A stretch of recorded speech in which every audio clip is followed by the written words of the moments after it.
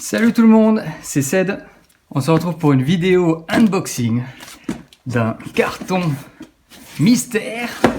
Eh ben on y va, on démarre. Unboxing. Je sais moi ce qu'il y a à l'intérieur. Et normalement, c'est quelque chose qui devrait vous plaire. Ça parlera peut-être pas à tout le monde. Et si vous êtes passé récemment sur le site Sonic Online, alors je vais faire attention de ne pas me faire mal. Vous allez... vous connaissez déjà le produit qui se trouve à l'intérieur. Sinon, vous allez peut-être découvrir un produit assez original quelque part, un petit peu voilà, technologique. Je crois que le site Engadget avait dit que c'était un des produits technologiques. Bon, il est sorti il y a un an. Un des plus marquants, un des plus voilà, parce que c'est quand même un tour de force quelque part. Ah ah. Hop là, la petite fiche qui indique ce qu'il y a, donc on va un peu la planquer, même si vous pouvez faire arrêt sur image et puis voir ce qu'il y a à l'intérieur. Des bulles. Alors en premier carton, alors on va enlever les bulles d'abord. Je m'amuserai à les crever plus tard, quand je serai stressé. Quand le prochain jeu de la Sonic Team sera sorti, je crois que ça va me servir. Donc je mets ça de côté pour l'instant. Pour l'instant, voilà une petite boîte. Alors il y a beaucoup de reflets parce qu'il y a une lumière juste au-dessus qui est claire. C'est fait en sorte qu'il n'y ait pas trop de reflets. Et puis deux bulles avec à l'intérieur le produit. Alors le produit principal, c'est celui-là. C'est celui-là. Hop là, une petite boîte noire. Bien rangée. Vous pouvez déjà deviner ce qu'il y a à l'intérieur. Méga G, analogue, Méga G. Et ben on y va, on va virer le carton. Hop là. Ce sera pour le chat qui s'amusera à dormir dedans. Et ben on va ouvrir la petite boîte.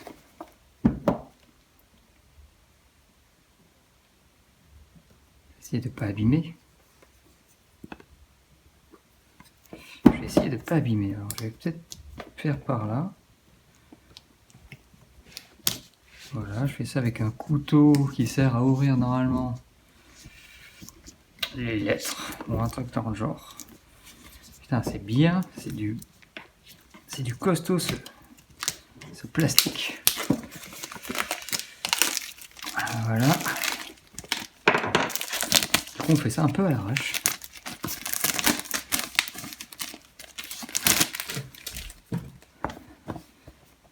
Alors déjà je peux vous dire c'est marrant mais je sais pas si ça se voit, c'est un petit peu comment dire, c'est mat, c'est à dire que c'est pas brillant, c'est mat, on voit bien que ça réfléchit pas la lumière et c'est assez classe du coup. On va la mettre dans le bon sens et on va l'ouvrir.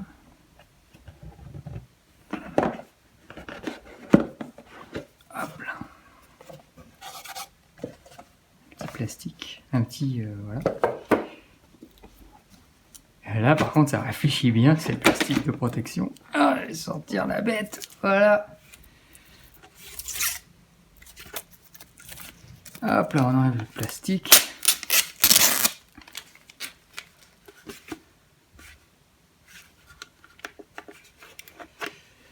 Alors pour ceux qui ne savent pas ce que c'est, ça ressemble quand même globalement un petit peu de loin, dans le brouillard, à une Mega Drive.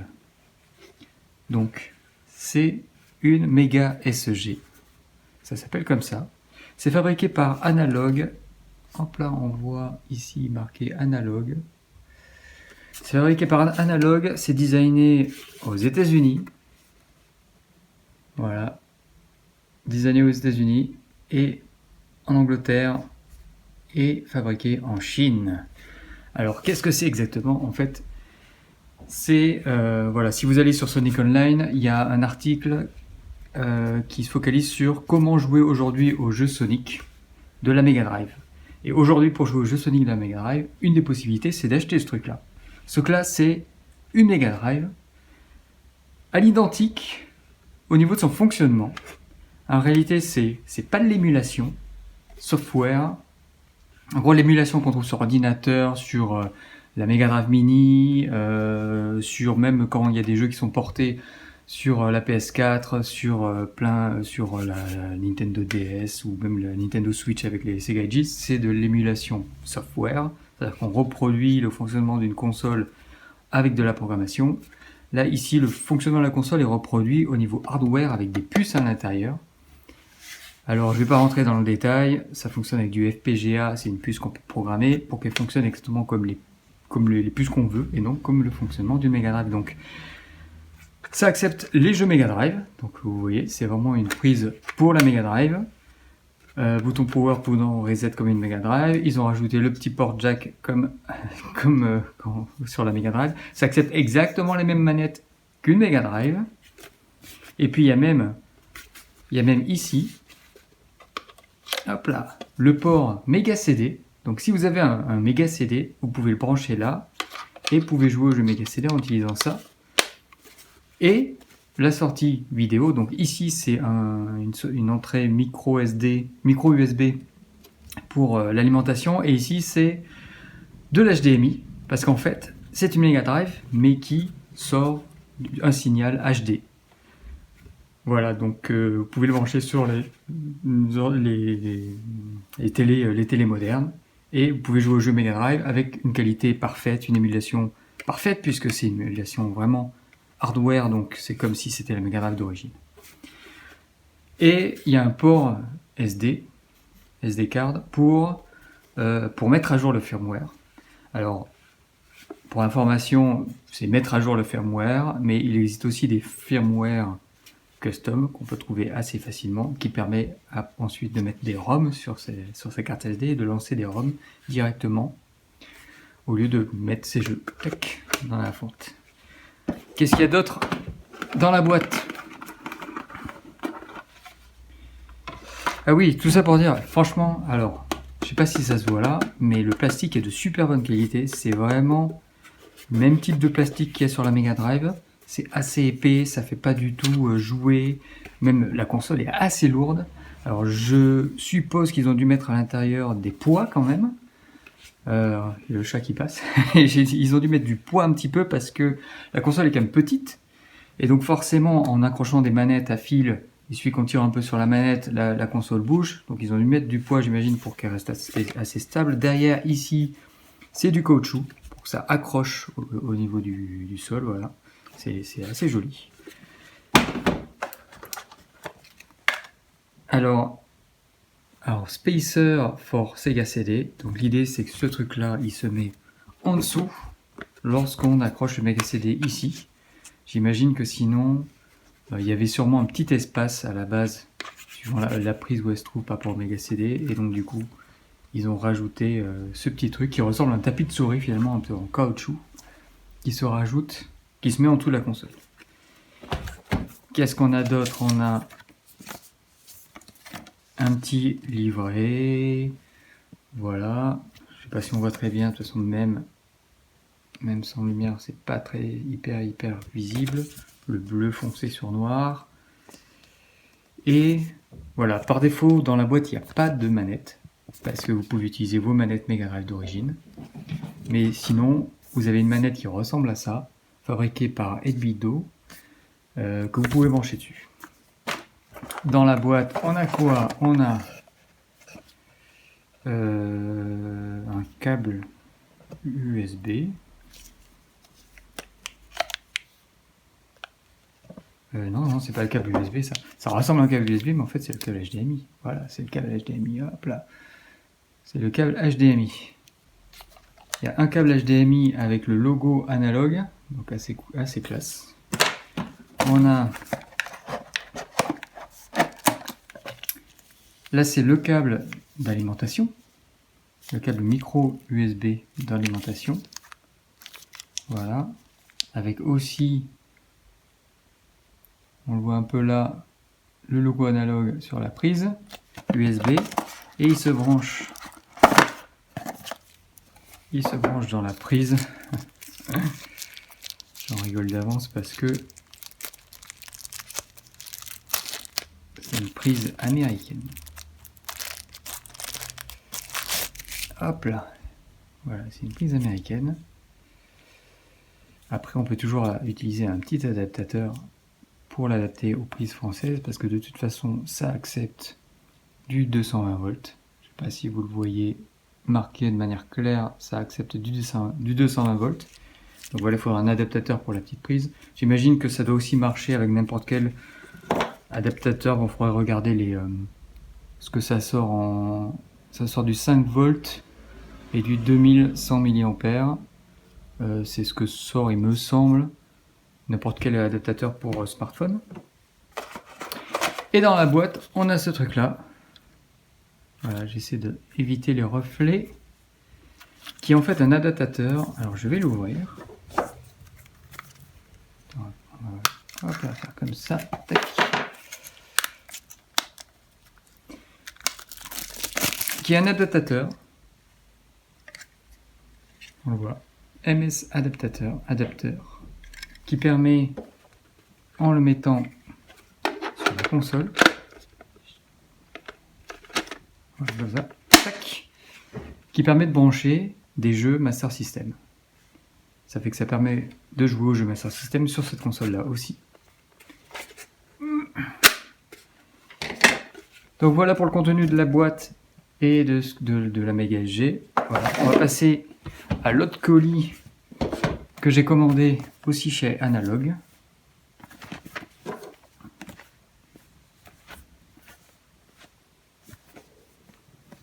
Tac, tac, tac, tac.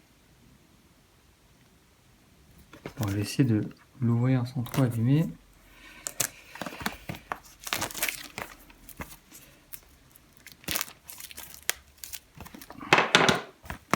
Voilà, je vais vous montrer le contenu de celui-là, et puis après je vous expliquerai un petit peu pourquoi j'ai acheté ça, parce que mine de rien, ce produit-là est pas donné.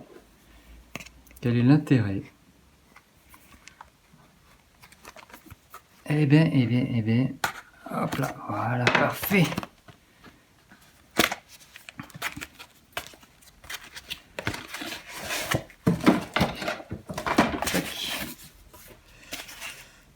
Alors qu'avons-nous là? Et donc vous voyez, hop là, c'est pareil, c'est des adaptateurs pour la Mega SG. Alors si vous regardez bien, hop là, MK3 SG1K adapteur. Donc c'est pour brancher sur la Mega SG des jeux Mark III et SG1000. Donc c'est des consoles, c'est comme la Master System, sauf que c'est la première version, on va dire, ou la version japonaise de la Master System qui est sortie au Japon. Voilà, donc si vous avez, comme c'est le cas pour moi, quelques jeux dans votre collection, quelques jeux Mark III, parce que les pochettes étaient quand même assez sympathiques si vous regardez un petit peu sur YouTube. Je vais vous en mettre quelques-unes en incrustation. Les pochettes des jeux Mark III dessinées. Elles sont très très jolies, je trouve. Et donc vous pouvez jouer aux jeux Mark III ou SG1000 sur la Mega SG. Ici c'est carte d'adapteur. Il me semble que c'est pour brancher les cartes Master System, parce que pour ceux qui se souviennent, certains jeux sont sortis en Europe, peut-être aux États-Unis, j'avoue, je sais pas trop, mais en Europe, il y a certains jeux qui sont sortis aussi en format card, donc des petites cartes un petit peu comme les jeux PC Engine, et donc ça permet de les utiliser sur la Mega SG. Et le dernier c'est GG adapteur. Ça permet de brancher sur la Mega SG des jeux Game Gear. Donc la console permet de jouer à tous les jeux Game Gear qui existent. Donc ça c'est quand même assez cool. Donc je ferai une autre vidéo où je testerai tout ça, je vous montrerai à quoi ça ressemble, je vous donnerai mon ressenti. J'ai hâte de tester les jeux Game Gear, ce que ça donne. J'imagine, voilà, l'avantage de cette console là, et faut le dire, c'est quand même à la base des passionnés de rétro gaming qui ont travaillé cette console là, et ils ont vraiment tout fait pour que la proposition soit vraiment pour les rétro gamers. Et la Mega SG, elle a des tonnes et des tonnes de réglages qui permettent d'adapter la sortie vidéo à nos écrans HD, de de faire de l'upscale de manière hyper propre, sans rajouter d'input lag. Donc, on testera tout ça. Donc, alors pourquoi j'ai acheté, pour finir, pourquoi j'ai acheté la Mega SG? Tout simplement parce que, alors j'ai une Mega Drive chez moi, et un écran CRT, mais la Mega Drive et les écrans CRT et tous ces matériels d'époque ne sont pas, comment dire, ne vont pas vivre pour toujours. À un moment donné, ils ne marcheront plus et ça sera compliqué de retrouver des CRT qui fonctionnent. Et même pour réparer la Mega Drive, suivant la panne, ça risque d'être compliqué aussi. Du coup, je me suis dit, ça permet d'avoir une Mega Drive de secours et puis de la brancher sur tous les appareils existants aujourd'hui. Donc je testerai voir ce que ça donne, et puis c'est une vraie Mega Drive, c'est ça l'avantage, c'est que c'est pas de l'émulation, c'est comme si, voilà, c'est comme si Sega ressortait une vraie Mega Drive aujourd'hui. Donc c'est assez fun quand même. Voilà, vous voyez ce qu'il y a marqué là. Donc il y a plusieurs modèles, celui-là c'est le modèle qui ressemble le plus à la console japonaise, avec les couleurs là. Il y a la version française qui, elle, a un bouton blanc et un bouton noir, je pense, un peu. Et puis la version américaine, je ne me rappelle plus quelle couleur elle a, mais enfin voilà. Donc merci à tous d'avoir regardé cette vidéo. J'espère que vous n'avez pas été déçus par le contenu de mon colis. Et en fait, pour ceux qui se posent la question, juste pour terminer, se posent la question quand même du prix de tout ça.